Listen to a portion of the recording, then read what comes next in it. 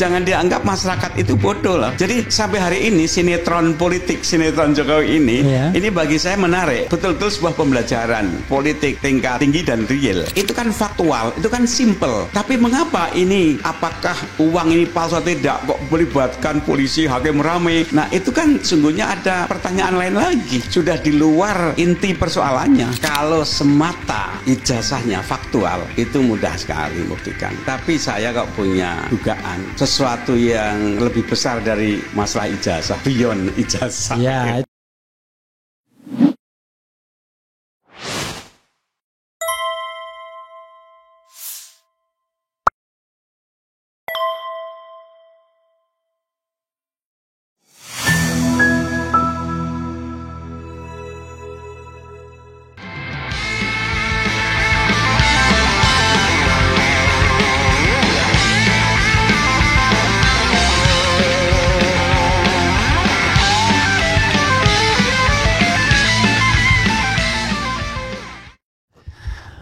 Assalamualaikum warahmatullahi wabarakatuh, sobat RH sekalian. Jumpa lagi kita di channel yang keren ini. Itu yang aku seneng itu. Soalnya itu menambah energi, Prof ya. Jadi langsung Profesor Komarudin Hidayat. Assalamualaikum warahmatullahi wabarakatuh. Jadi saudara sekalian ya, Prof Komarudin ini mungkin orang mengenalnya sebagai akademisi. Dulu di UIN, Universitas Islam Negeri Syarif Hidayatullah. Pernah menjadi rektor setelah almarhum Azumardi Azra ya. Ya, 2 periode. 2 periode. Prof Azumardi juga 2 periode. Ya. Nah, tetapi rupanya saya tidak update ya kan? Tidak, berarti saya tidak update. Beliau menjadi rektor pertama UI 3 ya. Universitas Islam Internasional Indonesia. Itu dari banyak negara ya. Ada 4 fakultas, sosial, education, economics dan Islamic Studies. Prof guru besar di Fakultas Ilmu Sosial yang dekannya Philip Vermonte. Teman saya juga, tapi sekarang lagi di PCO dia, di PCO kan ya. Di Presidential Communication Office ya. Prof, tapi saya tidak mau ngomong soal UI 3, tapi boleh lah kalau mau ditambahkan, mau dipromosikan boleh. Tapi saya concern saya kalau ketemu Prof bicara mengenai jurnalisme secara keseluruhan dan citizen journalism, citizen journalist, atau bicara tentang individual jurnalis, bicara tentang media mainstream dan media sosial versus plus perlindungan terhadap pekerjaan yaitu menyampaikan pendapat baik secara lisan dan tulisan, termasuk menyampaikan informasi sebagai bagian dari the right to information di ayat-ayat konstitusi. Saya memberikan statement umum seperti itu, silakan Prof memulainya. Dari apa yang ada dalam benak Prof, silakan Prof. Oke. Makasih. Saya sebagai Ketua Dewan Pers itu sejak 16 Mei 2025 ya. Ke situ itu karena dorongan kawan-kawan ya. Dan setelah masuk ke situ saya kemudian menjadikan Dewan Pers itu seakan-akan sebagai jendela yang kemudian saya melihat suasana perkembangan situasi ruang publik, apa peranan informasi terhadap perilaku sosial dan bagaimana mekanisme lalu lintas ledakan informasi itu. Kalau di kampus itu kan saya mengamati perjalanan, perkembangan, pertumbuhan mahasiswa baru sampai tamat seperti apa. Tapi kalau sekarang ini bagaimana informasi itu berlangsung dan bagaimana dampaknya pada masyarakat. Ini just kidding. Prof sudah berhasil membentuk pollster terkenal dari UIN. Nah, pertama yang saya tersadar dan kaget bahwa teknologi digital itu layaknya orang menyediakan jalan tol yang besar yang di atasnya orang bebas lalu lalang menyampaikan informasi, bebas sekali. Sehingga saya bertanya, ini orang kok berbaik hati ya? Mereka itu apa keuntungannya menyediakan jalan tol itu? Gitu kan. Oke, maksudnya providernya dulu ya? Iya. Providernya dulu ya? Iya, itu kok baik banget gitu ya. Oke. Nah, dan free lagi? Sungguhnya apa iya free sih? Itu sebenarnya pertanyaan.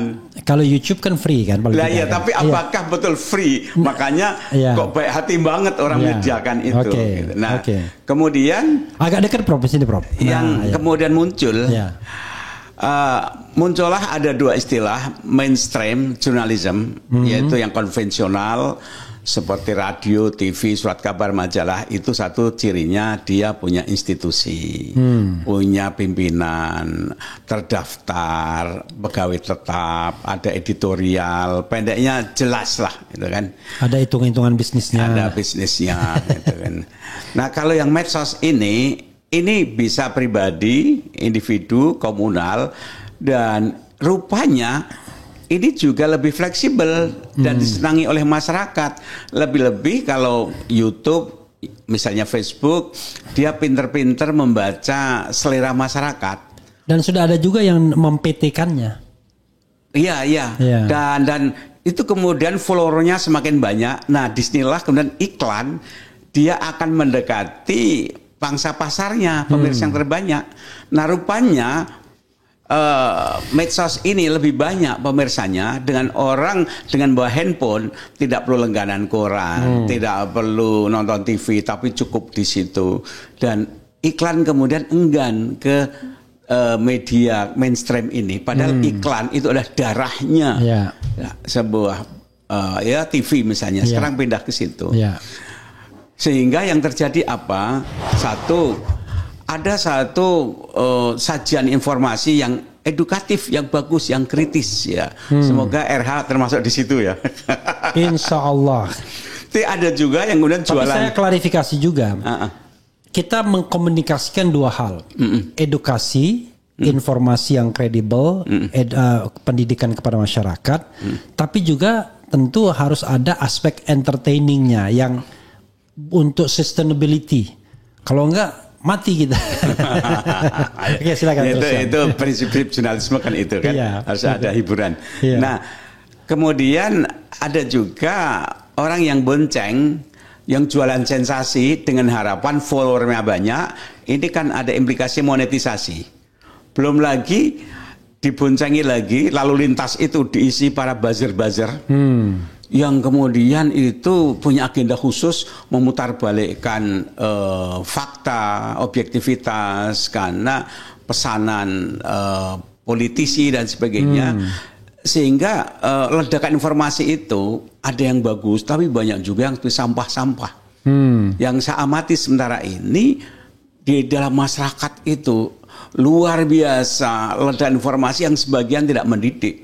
Belum lagi pornografi dan sebagainya. Nah pertanyaannya kemudian, ini semua siapa yang akan meregulasi, mengantarkan, mendidik, mengawal? Dan kedua, seberapa jauh masyarakat itu diuntungkan dan dirusak oleh informasi yang nggak karuan ini? Gitu. Sampai di situ saya lebih merasa sebagai orang pendidik, bukan sebagai dewan pers, tapi sebagai pendidik. Kadang saya prihatin sekali, kok begini, dan pemerintah kelihatannya kayak bingung ya sekarang ini. Oke, Prof. Tapi kita mengalir aja, Prof ya. Yang saya rasakan, pemerintah, penguasa, mungkin juga para buzzernya lebih bermasalah dengan media atau informasi yang kritis, yang mengajak orang critical thinking. Tapi nggak bermasalah dengan pornografi atau mohon maaf ya, yang entertainment yang nggak karu-karuan hoax kan. Jadi bahkan mereka ketawa-ketawa aja melihat itu ya. Jadi udahlah, ini kan orang mau cari uang, biarkan aja. Tapi begitu ada media sosial dengan critical thinking, mengkritik pemerintahan, kemudian macam-macam lah, ijazah palsu dan lain sebagainya, dia tiba-tiba merasa terganggu dan mengatakan merusak moral, merusak NKRI, begini begono dan lain sebagainya. Gimana Prof menyikapi fenomena seperti itu sebagai Dewan Pers? Nah, sebelum ke sana, Iya. hal seperti itu yang juga saya rasakan ya. Bahwa secara umum Ya. gini, yang namanya pers itu kan dari bahasa Inggris press. Press dalam arti itu dicetak kertasnya itu dipres biar jadi bacaan. Tapi kedua tugasnya tuh pressure. Ya, oke. Jadi yang namanya Dewan Pers salah satu tugasnya di samping menyampaikan informasi, edukasi, hiburan harus mempressure, yaitu watchdog. Oke. Mengkritik. Karena apa? Ini dalil umum. Siapapun yang berkuasa atau kekuasaan, kalau tidak ada yang mengkritik, itu akan cenderung membusuk atau korupsi atau terjadi penyimpangan. Nah, itu. Ya. Jadi makanya pemerintah yang sehat, yang waras, itu dia mesti mengeluarkan uang membentuk lembaga sebagai watchdog. DPR. Itu kan senafas dengan pers. BPK. Ada lagi KPK, ada lagi Irjen. Gunanya kan untuk watchdog, mengawasi kan. Hanya pertanyaannya, apakah lembaga-lembaga pengawasan itu berjalan tidak, atau mereka justru terkooptasi bagian dari kekuasaan? Itu pertanyaannya. Oke. Tetapi sekarang kita mulai dari hal-hal yang prihatin dulu ya. Tadi satu yang saya tangkap, Profesor ingin mengatakan bahwa sekarang sudah bergeser. Media-media itu sekarang lebih tertarik, iklan-iklan lebih tertarik memasang di media-media non konvensional. Media konvensional itu mati, terutama saya pahami, misalnya televisi. Karena kalau televisi itu nggak ada iklan, tewas dia. Pernah ada sebuah siaran dihentikan dan hanya di platform YouTube-nya yang dijalankan. Karena di TV-nya nggak ditonton, yang ditonton di YouTube-nya. Tapi bagaimana kalau kita bicara shifting, katakanlah ekonomi? Kan dulu juga kita punya tweet yang itu pager, kemudian jadi seluler, lalu jadi smartphone dan lain sebagainya. Karena yang saya lihat, walaupun saya kayak begini YouTube, saya bersaing dengan kompas.com. Metro TV news.id apa gitu kan, Metro News. Jadi semua media yang kita katakan so-called konvensional itu sekarang memiliki media sosial juga, bro. Jadi mereka sudah shifting, tetapi memang in term of getting money memang nggak besar. Jadi cuman it could be possible kalau mereka profesional, mereka bisa juga mematikan swasta ini. Teknologi digital itu melahirkan silent revolution yang luar biasa. Apakah itu akan diatur demikian atau diserahkan pada pasar bebas? Nah, hemat saya ini juga bisa menarik kita amati. Tapi kembali kepada tadi, penguasa siapapun orangnya itu cenderung tidak senang dengan kebebasan pers, tidak senang dengan kritik. Gitu. Sehingga yang kritik ini yang diawasi, tapi yang pornografi, yang macam-macam itu dibebaskan. Kalau yang terjadi, ini akan rusak masyarakat mentalnya, dan itu kan tugas negara. Jadi sungguhnya negara itu juga bertanggung jawab ikut mengawal, menyelamatkan impact dari kebebasan berita ini yang negatif pada masyarakat, tugas negara. Nah, tapi lagi-lagi saya sampai sekarang ini masih belum melihat apakah masyarakat negara itu memang cukup punya strategi yang strategis. Biasanya sekarang ini problem akibat dari high tech teknologi ini, dia langkahnya lebih cepat dibanding solusi yang ditawarkan oleh negara. Negara selalu tertinggal di belakangnya. Kalau itu apakah karena negara berpretensi untuk melakukan memprotek dirinya dengan dalih dia memprotek masyarakat, padahal kalau dia mau berlomba sama masyarakat nggak akan pernah menang negara? Tidak apa-apa, tapi ada kejelasan. Ada kejelasan. Jadi secara umum, satu, bagaimana menyelamatkan lembaga pers konvensional, misalnya iklan, sebab tanpa iklan akan mati. Satu. Yang kedua, bagaimana menyelamatkan dampak kebebasan media sosial ini terhadap masyarakat. Anak-anak kecil itu yang namanya iklan-iklan nggak terkontrol kok, pornografi dan sebagainya itu saya kasihan sekali. Nah berikutnya, kebebasan media ini nggak bisa dilawan oleh negara. Jadi kalau negara kok sangat sensitif kepada kritik, tidak bisa dilawan. Bebas sekali masyarakat itu, dan mestinya negara terima kasih. Apa? Sebab kita sudah sepakat bahwa Indonesia itu didirikan sebagai negara demokrasi. Dari from the people, for the people, by the people kan. Dari rakyat untuk rakyat kan. Nah, bahwa kita berekspresi apapun caranya lewat media apapun itu kan sudah hak konstitusional. Oleh karena itu negara jangan anti terhadap kebebasan berbicara. Yang diperlukan itu adalah bagaimana membuat rambu-rambu. Misalnya di Eropa atau di Australia itu juga saya sedang mempelajari ya. Kalau misalnya ada kebebasan media, bebas ya bebas, tapi udah menyangkut rasialisme. Nah itu langsung tegas. Gitu. Kemudian fitnah. Doxing, orang bisa ditelanjangi data-data pribadinya. Sekarang ini saya ingin mengatakan to some extent sedang berlangsung kolonialisme digital, digital kolonialisme. Jadi orang itu nggak punya privasi lagi. Tapi Prof, kalau misalnya terkait dengan private person ya, saya tidak against pendapat Prof kan, tapi bagaimana kalau menyangkut pejabat publik? Kan pejabat publik gampang sekali mengatakan kita memfitnah dia. Pokoknya fitnah itu adalah berita yang tidak dia inginkan. Ya. Maka dia bilang fitnah itu. Makanya sekarang ini sepanjang itu faktual, investigatif, dan harus pandai-pandai lah mengkritik itu.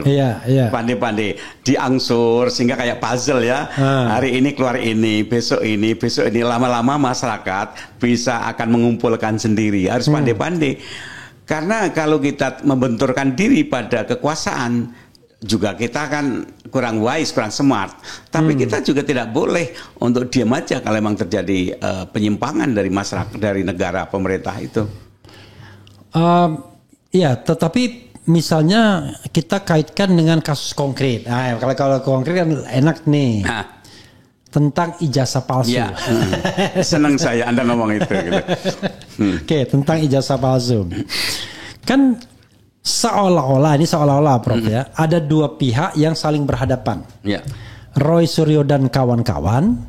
Saya mengatakan dan kawan-kawan itu bisa dimaknai sebagai orang yang meyakini bahwa ijazah Jokowi palsu itu, maka kawannya Roy Suryo, kira-kira begitu.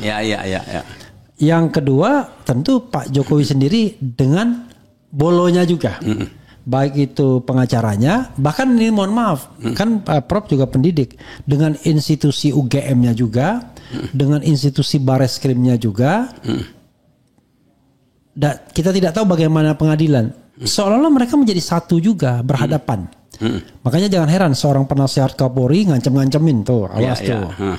Kemudian lawyernya ngancem-ngancemin tuh, fitnah dan lain sebagainya. Nah, saya pengen Prof mengkonstruksikan masalah ini dari sisi saya tidak tahu apakah kebebasan pers atau public inquiry atau apapun, terserah. Nanti kita akan melihat tuh bagaimana sesungguhnya ini diletakkan dalam kerangka konstitusi misalnya, kebebasan berpendapat dan lain sebagainya. Silakan Prof.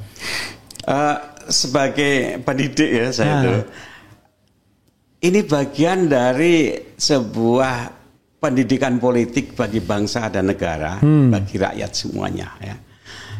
Jadi apapun yang terjadi itu sebuah public education lesson learn. Misalnya perdebatan antara yang membela Pak Jokowi dan yang mengkritik.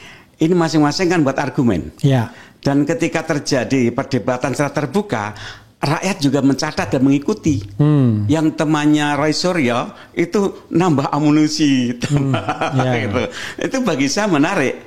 Kemudian yang pihak pro Pak Jokowi juga dia berargumentasi.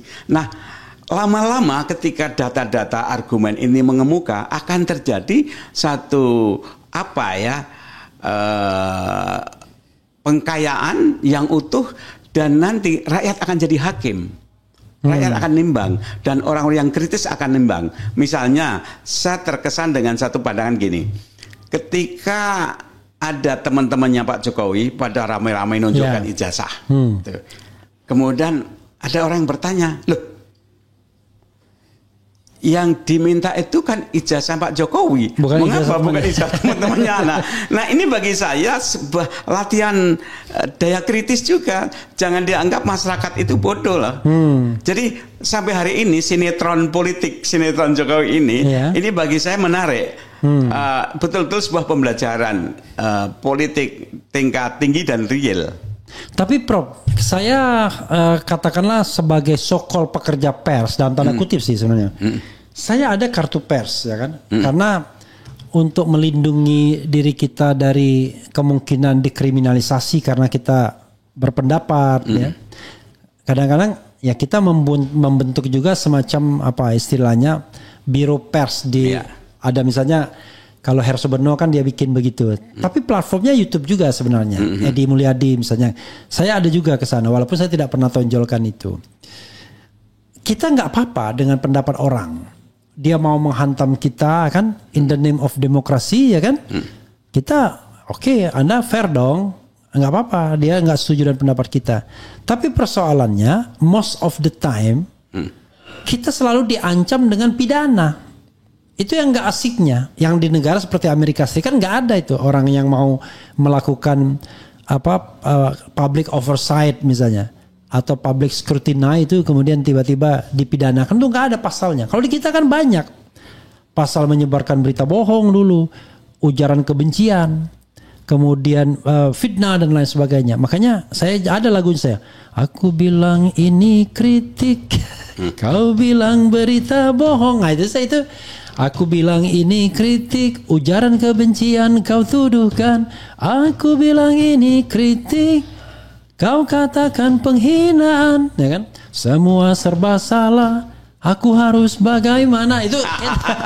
Itu refleksi saya terhadap pasal-pasal di dalam hukum yang membelenggu kebebasan kita. Saya amati gini loh. Iya. Ketika kritik itu disampaikan terbuka dengan argumen referensi terbuka, nanti muncul juga itu antitesisnya. Ya. Antitesis. Dan ini nanti kuat-kuatan. Ya. Jadi saya tidak menganggap walaupun datang dari kekuasaan itu mesti menang. Dan rakyat juga nanti dengan pendapatnya yang cukup cerdas dapat simpati masyarakat. Penguasa juga pikir-pikir karena terbuka. Ruang terbuka itu fakta, nalar kritis, logika hukum itu akan berjalan. Jadi saya sebenarnya reserve juga, referensi saya adalah referensi masa pemerintahan Jokowi terhadap aktivis-aktivis yang divonis bersalah karena menyampaikan pendapat. Ada Saganda Nenggolan, ada Anton Permana, ada Edi Mulyadi, Rocky Gerung juga diadukan, saya juga diadukan, walaupun tidak sempat mampir ke sana ya kan. Roy Suryo, nah itu kan semua kan mereka bermedia sosial menyampaikan pendapat baik secara lisan dan tulisan. Bahkan sebagian mereka cuma memposting postingan orang lain sebenarnya dengan mempertanyakan itu. Nah kan harusnya kan tidak ada itu. Cuma memang mudah-mudahan Pak Prabowo tidak melakukan itu juga atau Jenderal Listio Sigit tidak melakukan itu juga.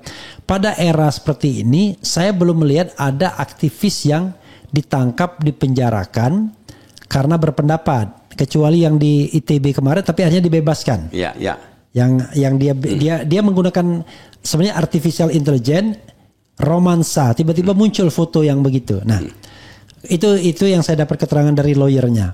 Nah, pertanyaannya adalah haruskah kita menunggu korban berikutnya untuk agar demokrasi kita itu bisa betul-betul solid gitu. Ya, sekarang ini kan yang menjadi topik utama itu kan Jokowi dan ijazahnya kan. Iya. Dengan jejak digital, saya melihat orang yang mengkritik ini tidak hanya fokus ijazah, tapi kredibilitas, reputasi, jejak digital dari Jokowi. sepanjang itu sampaikan dengan fakta, hemat saya tidak bisa kemudian atas nama kekuasaan hukum seenaknya akan memberangus. Karena apa? Fakta. Misalnya ya, kadang saya tersenyum juga. Kumpulan kata-kata mutiara Jokowi ya, gitu ya. Yang banyak sekali gitu, yang isinya pernah ngomong gini, jadi Jokowi lawan Jokowi gitu ya. Jadi pernyataan Jokowi adalah pernyataan sendiri gitu. Jokowi lawan dirinya sendiri. Ya, terus ketika itu disajikan secara faktual, maka kemudian ini juga akan berpengaruh terhadap kepercayaan orang. Asli atau palsu ya ijazahnya dengan melihat seperti itu ya. Nah ini bagi saya pendidikan politik bagi rakyat, pendidikan hukum, dan rakyat kemudian juga nalar kritisnya juga akan muncul. Ya sebenarnya kita nggak perlu cengeng juga karena saya lihat memang semakin direpresi, semakin orang melawan. Kan sebenarnya kan ada kesan, ini kesan ya mudah-mudahan tidak benar, tapi rasanya benar. Ada kesan bahwa Pak Jokowi pada tahun 2022 itu ingin memberikan sebuah deterrent effect, efek jera kepada orang yang mempermasalahkan ijazahnya. Dengan ya kita tahulah yang namanya pengadilan apa-apa masih tunduk di bawah hegemoni kekuasaan. Dengan memvonis bersalah Bambang Tri dan Gus Nur. Tidak tanggung-tanggung. Diancam dengan tuntutan maksimal 10 tahun. Divonis 6 tahun dan kemudian di Mahkamah Agung jadi 4 tahun. Gus Nur sudah bebas bersyarat, Bambang Tri belum sampai saat ini. Yang saya tahu. Nah itu kan ingin memberikan efek jera. Orang lain jangan membicarakan lagi ijazah. Kalau enggak akan di Gus Nur kan di Bambang Tri kan. Kan itu yang kemudian ingin dikesankan. Tapi untuk sementara ini itu tidak terjadi. Masyarakat terus saja ngomong soal ijazah dan muncullah Roy Suryo, muncullah Dr. Tiva Rismon yang kemunculannya ya bukan tahun 2022, tapi baru setahun terakhir atau setengah tahun terakhir ini. Tapi kan saya sebagai pekerja media sosial tetap aja merasa tidak menyampaikan suatu hal dengan kafa ya. Maksudnya gini, saya harus berpirau melawan ombak terus untuk menghindari delik pencemaran nama baik, delik fitnah. Kalau sekarang masih mending Prof. Dulu delik menyebarkan berita bohong. Itu nggak ada Bak Bibu lagi, tangkap. Masuk penjara. Kena walaupun cuma setahun tapi udah ditangkap duluan. Itu kan banyak sekali kan. Habib Rizik, Habib Bahar, kemudian Edi Mulyadi CS dan lain sebagainya. Kena semua. Nah apakah kemudian pemerintahan Prabowo harus mengulangi itu lagi untuk akhirnya struggle for demokrasi ini memang betul-betul dilakukan oleh masyarakat terhadap kekuasaan yang ingin otoriter gitu. Yang seperti itu orang Indonesia pinter itu untuk menghadapi. Misalnya para budayawan, penyanyi-penyanyi, pelukis-pelukis itu kalau dikumpulkan sindiran-sindirannya itu luar biasa jenakannya dan itu nggak bisa kena delik hukum. Gitu. Ada yang mengatakan anggap aja misalnya kekuasaan itu gambarnya seperti gajah. Ya. Kemudian kritikus itu seperti semut. Kecil-kecil tapi rame-rame ada yang masuk hidungnya, masuk telinganya, masuk apa. Itu kan bingung juga itu gajahnya walaupun besar gitu kan. Nah artinya saya sih sedang atau selalu melihat jurus-jurus apa ketika ada serangan layak tinju ya. Kalau dipukul dari sini nanti lawannya apa? Antitesisnya. Sehingga antitesisnya apa? Ini kuat-kuatan dan banyak-banyakan aja. Jadi peluru yang menyerang seberapa banyak dia pelurunya, nanti kemudian yang diserang seberapa banyak antitesisnya, tamengnya. Sampai hari ini itu masih berlanjut terus dan rakyat juga kesan saya itu mereka sebagian menikmati loh, sebagian juga kritis. Bahkan ada orang yang di luar dugaan tiba-tiba ikut nimbrung, memberikan data bagi yang pro Roy Suryo dan juga yang pro Jokowi. Ya itu asik-asik aja kalau kemudian tidak ada tangan gini. Kalau di negara demokrasi, rakyat yang bertengkar itu dibiarkan saja. tidak ada yang namanya tangan besi negara. Karena kalau sudah menggunakan polisi, itu kan berarti negara campur tangan dalam pertengkaran di society. Ya. Kan ini kan kalau mau jujur, ini kan pertengkaran society. Jokowi tidak bisa lagi dinilai sebagai presiden, dia adalah mantan presiden. Cuman memang ijazah yang diminta untuk ditransparansikan, dibuka itu ijazah yang dia gunakan untuk pejabat publik, ya kan, sehingga sah untuk meminta dia. Tetapi yang menjadi persoalan adalah ketika polisi turun tangan untuk menyetop ini, bukan hanya menengahi, menyetop ini. Misalnya fenomena Bareskrim. Langsung di awal-awal terlalu prematur mengatakan ijazahnya asli. Dan ketika saya cek di society, yang percaya Bareskrim itu kira-kira cuman 6% saja. Nah artinya itu kan ada politik wacana. Kedua, ada kekuatan of critic and ideas. Jadi walaupun Bareskrim dengan kekuatan atas nama negara, tapi kalau dia salah, justru itu blunder buat dirinya sendiri. Dan toh ada counternya juga.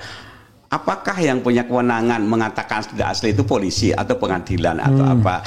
Lagi-lagi kalau ditempatkan dalam konteks ini negara demokrasi, bagi saya sah-sah saja semuanya itu. Oh sih, jadi saya senang Prof orang yang optimis.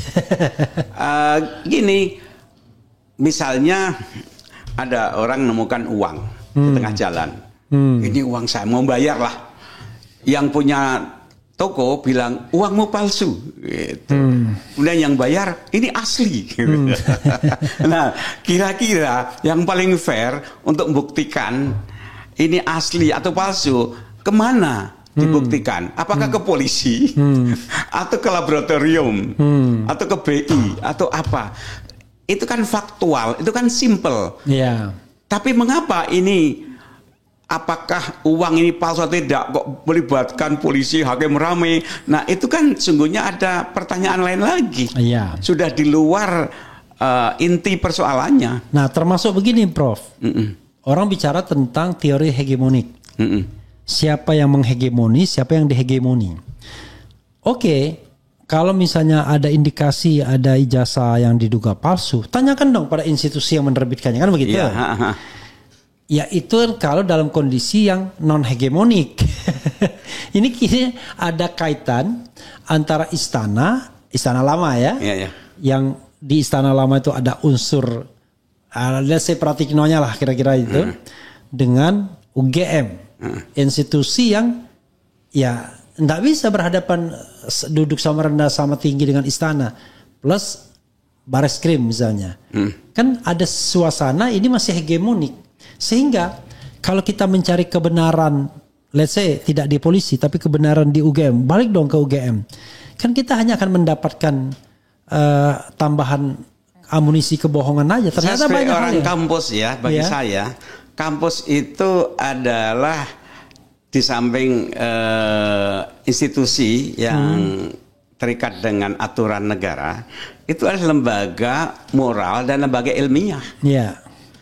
Dan di kampus UGM banyak orang-orang ahli, ahli forensik, ahli apa. Dari situ dia bisa dilibatkan. Ini lembaga ilmiah, secara ilmiah ini asli tidak, itu kan bisa. Dan secara moral, ya integritas.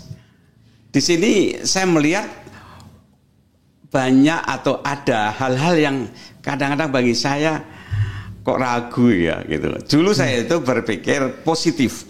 Saya akan percaya pada siapapun apapun. Ya. Kecuali orang itu punya bukti sehingga saya tidak percaya. Ya. Gitu, dulu.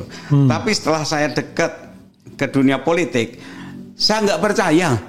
Ya. Kecuali ada bukti yang membuat saya percaya. Jadi dalam hal pendekatan ijazah palsu ini saya bisa simpulkan tuh, saya nggak percaya kecuali ada bukti yang membuat saya percaya. Itulah yang disampaikan oleh Roy Suryo.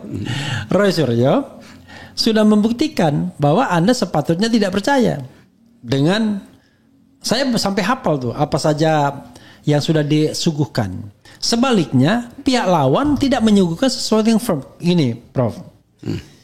Ini ada dokumen yang diduga palsu. Dokumen ini tidak pernah ditunjukkan, tapi ada sebuah indikasi dia pernah diupload, pernah diperlihatkan. Paling tidak di 3 event. Event diupload oleh PSI, ya kan? Kemudian diupload oleh kader PSI. Event ketika rame-rame teman Jokowi itu menunjukkan ijazahnya dan di belakangnya ada big screen yang menampilkan ijazah itu, yang kacamata. Yang ketiga ditunjukkan oleh Sigit Sunarta, Dekan Kehutanan. Maka kan orang tidak punya preferensi atau referensi lain kecuali 3 itu kan. 1. Maka dan keempat, Bareskrim Mabes Polri yang menunjukkan fotokopinya yang di tengahnya ada lipatan. Tapi sama, 4 itu ijazah yang sama paling tidak dalam pengertian foto yang tertera di situ. Kita tidak tahu kalau misalnya satu beda dengan yang lainnya kalau kita bandingkan. Tapi intinya adalah informasi dan foto yang tercantum di situ sama. Kan gitu. Oke. Lalu orang seperti Rismond melakukan sebuah kegiatan digital forensik. Dia ambillah foto yang diupload Dian Sandi. Nah, lalu dia menemukan bahwa secara face recognition nggak sama, lebih mirip sepupu atau sepupu Jokowi namanya Dumatno. Kemiripan sama Jokowi cuma 33%. Itu kan kerja dari program. Kemudian dia temukan juga tidak ada lintasan cap di jas hitam. Dan gambarnya itu terlalu solid untuk sebuah gambar analog yang sudah berusia 40 tahun. Dan dia bilang begitu. Ini seperti dibuat secara digital. Nah, itu kan semua dia lakukan. Lalu berikutnya dia melakukan yang namanya image comparison. Dia bandingkan dengan ini. Bahkan pakai persentase tuh Prof.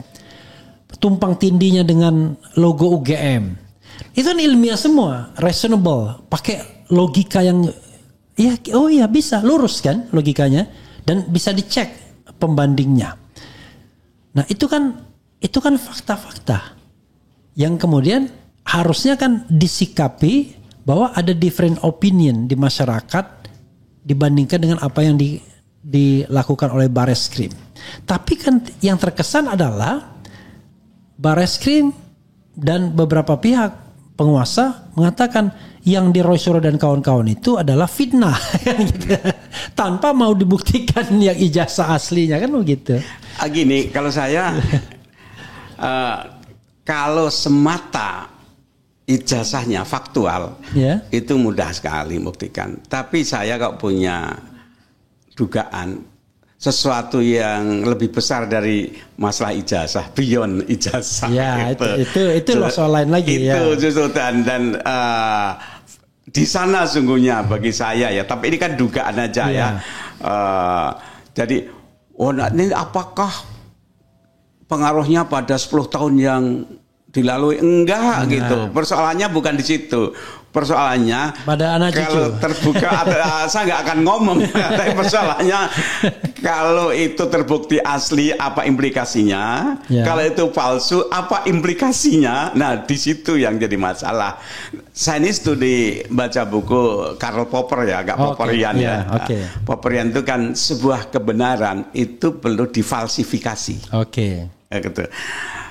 Misalnya waktu kecil dulu saya di kampung kalau naik sepeda ontel banyak kempes itu kan kemudian ditambal yang bocor itu terus dipompa terus masukkan air. Anda ngalami nggak gitu ya? Ngalami ya. Jadi kalau keluar gelembungnya berarti masih bocor itu gitu. Jadi dites dulu, difalsifikasi, dibuktikan bahwa ini. Nah, kebenaran apakah palsu atau asli itu harus dibuktikan, difalsifikasi bahwa itu tidak. Tapi kan barangnya harus ada. Makanya. Jadi ban itu kan harus ada, dimasukkan air. Kalau enggak, gimana kita membuat falsifikasi secara ilmiah, empiris? Kan tidak bisa. Ya, dalam versi Bareskrim sudah mereka lakukan. Barangnya sudah diserahkan, sudah dilaporkan di laboratorium forensik kan, lalu sudah dikembalikan sebelum pengumuman 22 Mei. Dan bagi Bareskrim sudah done, selesai. Ya, tapi kalau dalam konteks sains kayak Ban tadi, itu orang lain boleh mencoba kalau nggak percaya. That's right. Orang lain boleh mencoba, jadi repeatable. Iya, gitu. Dia kan Bareskrim kesannya tidak mau repeatable dia. Dia pokoknya dia memaksakan kebenaran versi dia. Kalau dalam dunia perbankan itu bank-bank itu diam-diam itu menyewa white hacker. Untuk ngetes daya tahan. Kalau ada orang pembobol, coba tolong dites, itu mahal dibayar loh white hacker itu. Gitu. Nah, biasanya sistemnya kuat nggak? Gitu itu sengaja untuk dites, dijebol, dibuktikan gitu. Tapi biasanya black hacker lebih canggih. White hacker. Nah, karena dia punya motif yang lebih tinggi soalnya. Iya, artinya untuk membuktikan kuat dan tidak kuat itu kalau dalam dunia sains itu kan mudah sekali. Tapi ini udah masalah politik. Jadi terserahlah, mungkin sengaja untuk sinetron biar panjang hiburan mungkin juga. Tapi pesan edukasinya apa, Prof, kepada masyarakat yang menyimak soal ijazah ini? Pesan edukasinya apa? Pesan edukasinya ini kalau saya amati gitu, satu, pemimpin harus hati-hati buat pernyataan karena jejak digital Anda nggak akan bisa hilang. Itu satu. Jadi himpunan kata-kata mutiara para presiden itu dari Bung Karno sampai Pak Jokowi itu ada semuanya. Dan orang yang pro Jokowi juga dia akan menunjukkan jejak rekam jejaknya, tapi yang ngeritik Jokowi juga rekam jejaknya ada. Jadi hati-hati, itu satu. Yang kedua, sebagai alumni sebuah alma mater ya, sarjana, sebisa mungkin jangan membuat repot alma maternya. Karena anak yang baik itu jangan membuat ibunya, alma mater kan ibu, jangan membuat ibunya itu nambah kerjaan, digugat-gugat. Jadi Pak Jokowi sebagai alumni atau siapapun orangnya, sebisa mungkin ya sudah, janganlah membuat alma maternya menjadi gunjingan. Nah, itu satu. Dengan cara apa kurang tahu nanti. Satu sisi Pak Jokowi kan jadi kebanggaan alma maternya. Tapi sisi lain kok nimbulkan masalah. Nah, ini juga lesson learn. Yang ketiga, lesson learn-nya rasanya kalau sudah jadi presiden yang enak itu ya terbebaskan dari urusan politik. Lesson legowo, ridho, menikmati pensiunan sama anak cucu. Jadi saya kasihan, selesai. Jadi kepada bupati, gubernur, presiden siapapun, kalau bisa Anda tinggal milih. Setelah tamat itu Anda akan milih seperti Pak Habibie atau SBY atau Jokowi atau Gus Dur atau Megawati. Ini semua lesson learn. Pilihan ya. Ada contoh-contohnya. Menarik. Prof, kita kembali kepada kebutuhan saya. Perlindungan terhadap pekerja media sosial. Let's say konkretnya YouTuber lah. Udahlah, kasih contohnya saya misalnya. Apa yang saya harus lakukan dan apa Dewan Pers yang bisa tawarkan kepada pekerja media sosial seperti saya ini yang secara substansi sesungguhnya berpartisipasi juga dalam mencerdaskan kehidupan bangsa, paling tidak sekecil apapun. Tapi setiap saat ancaman untuk ditersangkakan atau dikriminalisasi itu besar karena masih ada ayat-ayat tadi, ayat-ayat ujaran kebencian, ayat-ayat fitnah, ayat-ayat pencemaran nama baik, ayat-ayat menyebarkan berita yang tidak benar dan lain sebagainya, baik di KUHP maupun di Undang-Undang ITE. Untung Undang-Undang 1/1946 yang berita bohong itu sudah dicabut oleh MK. Tapi ancaman itu masih ada dan orang masih coba-coba untuk melaporkan walaupun sampai sekarang ini selama masa pemerintahan Prabowo belum ada korban karena baru 8 bulan. Nggak bisa juga kita jadikan patokan kan, besok-besok kita nggak tahu. Silakan Prof.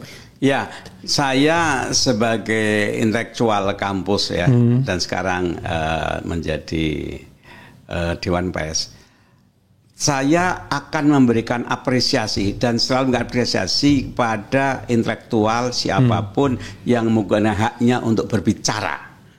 Jadi right to speak, political freedom. Lebih-lebih dia memberikan satu kritik yang faktual, yang logis. Ini loh terjadi penyimpangan, ini merugikan rakyat. Jadi intelektual apapun siapapun yang memihak bela rakyat, itu saya appreciate. Oke. Yang kedua, bahwa media sosial itu tidak bisa dibendung. Itu bagian dari pilar demokrasi. Tidak bisa dibendung. Dulu orang itu ketika bicara, tradisinya kan face to face. Orang kampung dulu. Berapa ribu tahun yang lalu kan face to face. Setelah muncul budaya tulis, tradisi, orang kemudian cenderung individualisme, baca saja lewat tulisan. Itu era kejayaan buku, surat kabar. Sekarang era ketiga, yaitu blending. Baca tulis dan ngobrol jadi satu. Medsos itu kan menyediakan tulisan dan obrolan jadi satu. Dan oleh karena itu ini memberikan ruang kebebasan dan lebih terbuka bagi rakyat untuk bicara. Dan itu hak warga negara. Hanya disarankan atau saya sarankan, pandai-pandailah etika dijaga, kemudian melajari hukum. Saya pikir figur orang Anda RHI itu bisa menjadi satu contoh. Anda kan tahu hukum, tahu tata negara, sehingga Anda ngeritik tapi juga bisa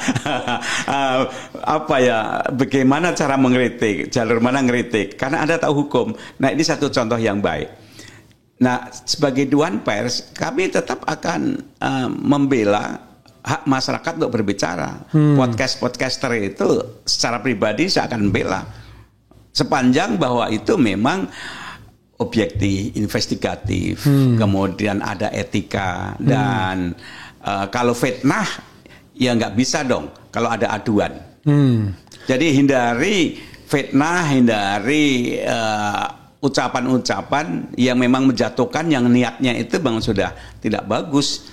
Tapi kalau kritik yang logis, yang itu untuk kepentingan bersama, nah itu kalau saya dukung. Oke. Tapi begini, yang saya kerjakan begini, Prof. Kita tidak bisa mengikuti etika jurnalistik yang kafah karena keterbatasan sumber daya. Apalagi kalau misalnya seperti saya sendirian kan. Karena itu saya memaknai misalnya cover both side. Itu memberikan kesempatan kepada siapapun yang mau komplain terhadap apa yang saya omongkan atau informasi yang saya sampaikan. Jadi kalau hari ini misalnya saya buat podcast sama Prof misalnya, atau saya monolog, tiba-tiba ada yang berkeberatan. Nah, saya minta yang berkeberatan itu datang ke sini, kita ngomong. Iya. Bahkan kalau kita kaitkan dengan ruang yang ada, itu ruang di media sosial jauh lebih luas. Lebih mudah. Iya. Beda sama koran, halaman 1. Nggak mungkin ralatnya di halaman 1 juga kan. Nah, kalau misalnya upaya itu yang kita sampaikan dan kalau dia langsung ke polisi, ya kan, karena merasa difitnah, kan merasa dia kan kita tidak tahu fitnah apa enggak. Bisa nggak saya datang ke Dewan Pers, Pak Dewan, saya kan punya niat baik, saya mengerjakan ini sustainable, saya mengerjakan ini dengan regularitas yang tinggi. It could be saya salah, tapi kan saya tidak punya niat buruk. Kalau saya punya niat buruk itu saya cuma satu message, itu yang saya ulang-ulangi kan untuk ngantemin orang kan. Ini kan enggak, tergantung hari ini isu apa dan lain sebagainya.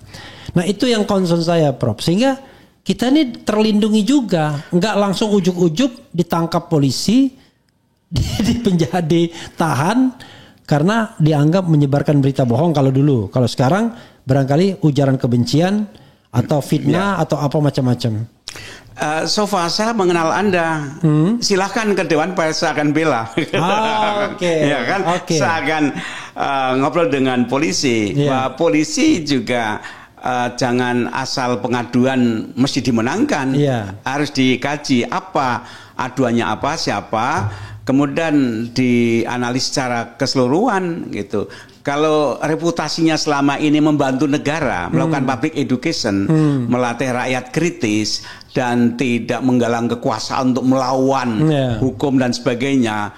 Jadi gini, pekerjaan media sosial sekarang ini tidak bisa lagi dipandang hanya sekedar hobi. Tidak lagi sekedar main-main. Tetapi half lah. Separuh gantungan hidup, separuhnya adalah penyaluran idealisme di situ, edukasi dan lain sebagainya.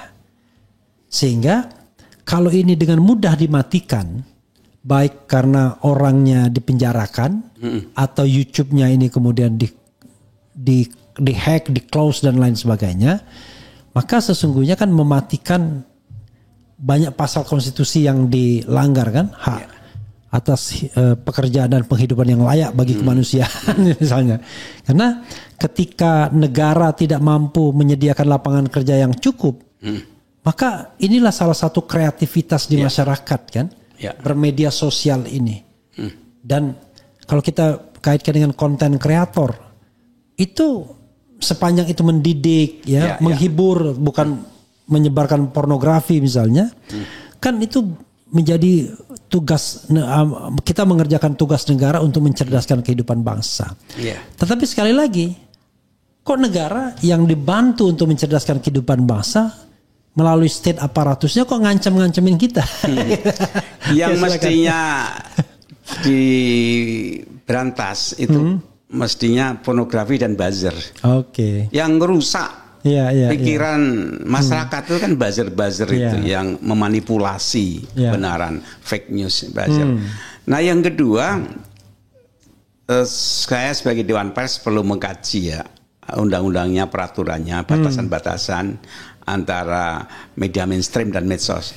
Tapi dulu Kominfo itu kan tidak ada digitalnya, sekarang namanya Komdigi kan.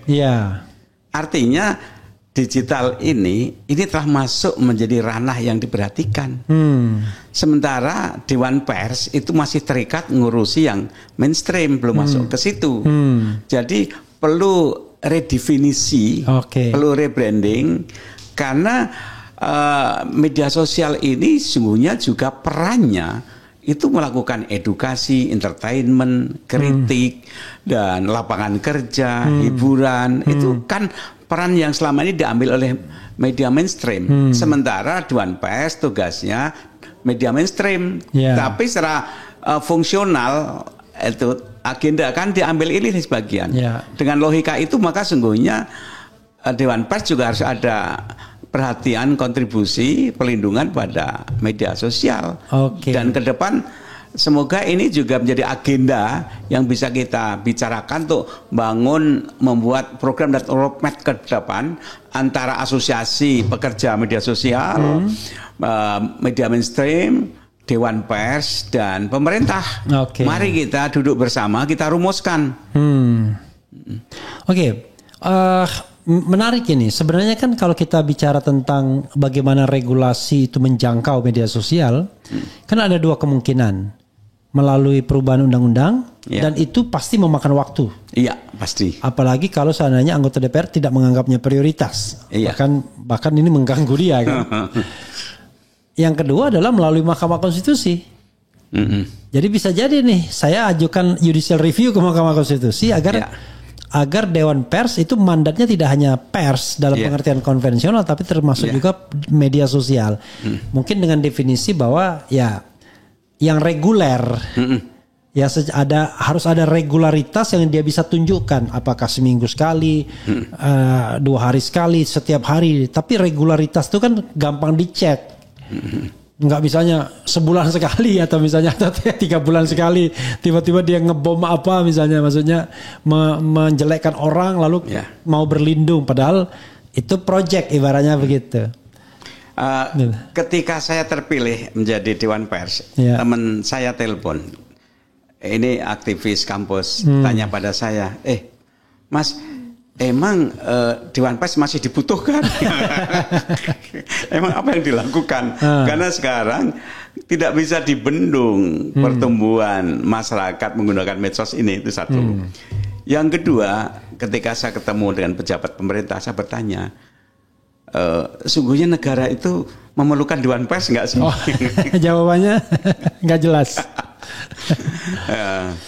Artinya bahwa kalau memang iya perlu dirumuskan seberapa besar bebannya, tupoksinya, programnya. Kalau memang kecil ya diperjelas juga, sehingga saya sebagai Dewan Pers ini sebagai ketua itu juga jelas seberapa besar saya menyiapkan diri tenaga pikiran intelektual untuk memegang kendali Dewan Pers, atau wah ini nggak perlu lah, nggak cocok saya, biar orang lain aja deh. Kan juga bisa begitu saya kan. Jadi saya ke depan ini ingin coba mencari kejelasan beban kerja roadmap dari Dewan Pers. Kalau saya misalnya dari kebutuhan saya, misalnya kebutuhan YouTuber lainnya adalah kita minta Dewan Pers itu sebagai fasilitator kalau seandainya ada pengaduan yang terkait konten kita kepada pihak kepolisian, salah satunya. Karena dalam banyak kejadian justru semua itu bermula dari konten media sosial semua. Selama ini kerjaan Dewan Pers yang banyak itu pengaduan. Iya. Banyak sekali. Ya. Tapi kemudian pertanyaannya, loh, tugas pers kan tidak hanya pemadam kebakaran pengaduan. Ya. Dia melakukan edukasi dan watchdog. Ya. Mengawal demokrasi. Ya. Di mana perannya yang diambil oleh Dewan Pers? Nah, itu juga bagi saya pertanyaan. Kalau hanya urusan seperti itu, rasanya enggak, maksud saya gini, itu kan untuk kebutuhan kita. Ya, tapi kalau saya setuju itu. Untuk kebutuhan demokrasi beda lagi. Kalau kebutuhan demokrasi lebih lanjut, tadi ada watchdognya, ada akseleratornya, ada edukasinya. Tapi paling tidak, at the first place, pekerja media itu harus terlindungi. Itu salah satu tugas yang dituangkan dalam undang-undang, memang melindungi, membela, misalnya terjadi kriminalisasi, PHK, yang gitu-gitu, Dewan Pers harus memihak, harus melindungi. Nah, misalnya saya membayangkan kalau kita misalnya katakanlah datang tuh, karena kapasitas media sosial itu berbeda-beda, tapi paling tidak hal yang harus kita sepakati bahwa Anda tidak boleh menyebarkan berita hoax. Kan misalnya, berita yang bohong. Berita bohong itu seperti apa? Ya berita yang tidak jelas sumbernya, misalnya kan. Anda mengarang sendiri itu, berita yang itu mengarang sendiri. Nah, kalau memang cara penyajian itu kan ada yang orang gaya ngece, itu gaya. Tapi jelas. Misalnya, kalau saya kalau dapat berita, saya selalu bacakan beritanya dulu. Oh, ini beritanya dari media ini dan lain sebagainya. Saya rely on berita itu. Yang saya kan nggak punya alat untuk memverifikasinya kan, alat untuk verifikasinya. Tapi paling tidak saya ada sumbernya. Kamu dapat dari mana? Nih sumbernya. Walaupun orang mengatakan Refli Harun harus minta maaf karena sumbernya nggak kredibel. Dari mana dia bisa menjudge nggak kredibel? Karena nggak sesuai dengan keinginan dia kan, misalnya kan, gitu. Jadi mudah-mudahan kita boleh datang, Prof ya. Welcome, you are most welcome. Dan saya juga salut Anda sebagai doktor tata negara, hukum, kemudian juga mempunyai podcast, sehingga Anda memberikan exercise dan contoh bagaimana melakukan kritik, entertainment dan lain-lain dalam rambu-rambu hukum, sehingga tidak mudah Anda itu dianggap apa ya, diciduk atau dituduh apa. Ini satu contoh yang baik. Ya, tetapi itu melelahkan, Bro. Karena bayangkan, saya melakukan ini kan live, seperti ini kan live kita. Jadi kalau live kan nggak bisa diedit lagi. Once kita mengucapkan sesuatu keliru, maka sudah itu udah di langit kan. Nah, waduh. Yang seperti ini membuat kita harus betul-betul belajar mengerem diri untuk tidak menyampaikan sesuatu secara telanjang yang bisa ditembak dari sisi hukumnya kan. Ya, gitu. Sehebat-hebat sopir sekali-kali kan senggolan tabrakan dikit. Nah, itulah yang jadi masalah. Padahal kan kalau misalnya kita tidak ada yang namanya defamation law gitu ya. Enak banget kita. Artinya kalau seandainya ada masalah yang sifatnya pribadi antar warga negara, ya silakan gunakan jalur-jalur private dengan private case, misalnya gugatan perdata kan. Tapi jangan gunakan tangan negara, which is menggunakan penegak hukum kan. Itu itu kalau kita bicara mengenai yang namanya the last resort, penegakan kriminal itu kan harusnya polisi mikir-mikir dong. Tapi ini kan kadang-kadang polisi mudah sekali menciduk orang, menangkap orang. Iya kan? Roy Suryo kenapa nggak ditangkap misalnya hari ini? Karena ada perlawanan dari society. Tapi dulu Jumhur, ujuk-ujuk loh. Tiba-tiba didatangi ditangkap. Gak jelas. Hanya karena menulis tentang Omnibus Law.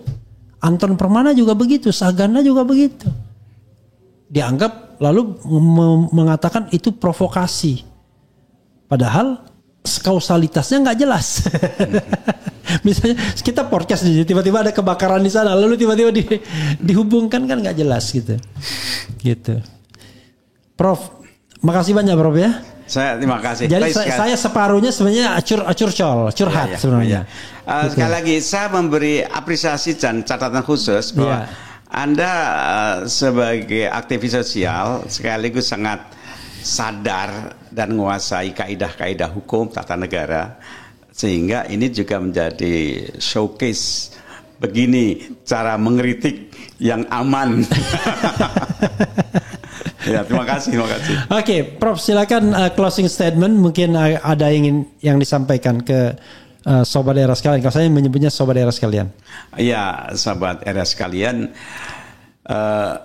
Dewan Pers itu dua kaki. Satu kaki dia berada pada negara, dan negara itu kan wakil sungguhnya tugasnya melayani rakyat. Jadi sungguhnya negara itu perpanjangan dari ekstensi rakyat.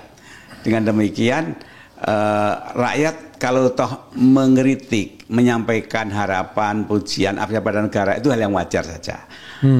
Jadi Dewan Pers ini menjembatani kalau ada aspirasi yang berbeda antara rakyat dan negara, antara pers yang pro rakyat dan sebagai negara, Dewan Pers ini menjadi mediator. Oleh karena itu silahkan kawan-kawan kalau ada berbagai masukan, gagasan, masalah, kami sangat terima kasih kepada kawan-kawan semuanya. Oke, terima kasih Prof. Komarudin Hidayat, Ketua Dewan Pers 2025 dan sampai entah kapan. Karena tadi ada reserve-nya, soalnya ada reservasinya. Oke, mudah-mudahan lancar ya, dan yang namanya pertumbuhan media, termasuk media sosial itu nggak bisa dibendung. Hilang satu, tumbuh 1000. Hilang yang besar, tumbuh yang kecil-kecil banyak. Ya. Tetapi intinya adalah arus informasi tidak bisa dibendung, dan itu sudah menjadi hak asasi. The right to information itu ada di pasal 28F Undang-Undang Dasar 45. Nah, mudah-mudahan ini menjadi pembelajaran bagi kita semua. Dan kalau hari ini saya digeruduk oleh Ketua Dewan Pers, nanti berikutnya mungkin pekan depan atau pekan berikutnya kita para pekerja media sosial akan menggeruduk Dewan Pers untuk paling tidak adalah semacam understanding untuk bagaimana kita saling menumbuhkan budaya edukasi dan kembangkan demokrasi. Begitu Prof ya? Iya, keren. Wassalamualaikum warahmatullahi wabarakatuh. Keren.